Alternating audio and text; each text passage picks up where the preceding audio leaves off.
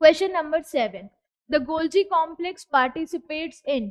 अब यहाँ पर ये पूछा जा रहा है कि जो गोल्जी कॉम्प्लेक्स है वो कौन सा फंक्शन परफॉर्म कर रहा है। अगर हम ऑप्शंस को देखें, फैटी एसिड ब्रेकडाउन, जो फैटी एसिड्स ब्रेकडाउन है जिसको हम क्या बोलते हैं, beta oxidation of fatty acids, beta oxidation of fatty acids. तो ये जो बीटा ऑक्सीडेशन होता है फैटी एसिड्स का, ये दो सेल ऑर्गेनल्स में देखा गया है।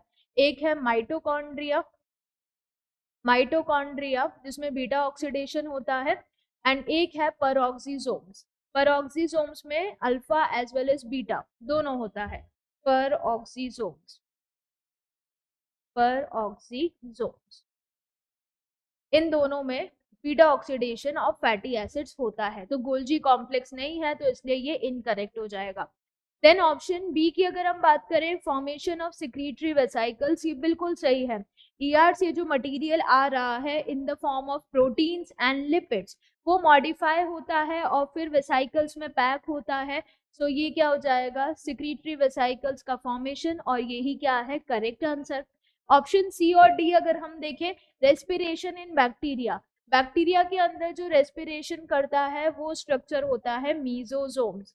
मीजोजोम्स की अगर हम बात करें, जैसा कि हमने बाकी टीपीपी के डिस्कशन में देखा था कि जो बैक्टीरिया है, बैक्टीरिया की प्लाज्मा मेम्ब्रेन ही अंदर की तरफ इनवैजिनेट हो जाती है और उससे बनता है मीजोजोम्स। तो these are invaginations, invaginations of plasma membrane of bacteria, और उसी इनवैजिनेशन से जो स्ट्रक्चर तैयार हो रहा है वो है मीजोसोम्स, जो कि बैक्टीरिया के रेस्पिरेशन में मदद करेगा, ना कि गोल्जी बॉडी, क्योंकि बैक्टीरिया एक प्रोकैरियोटिक सेल है तो उसमें गोल्जी कॉम्प्लेक्स वैसे भी नहीं होगा।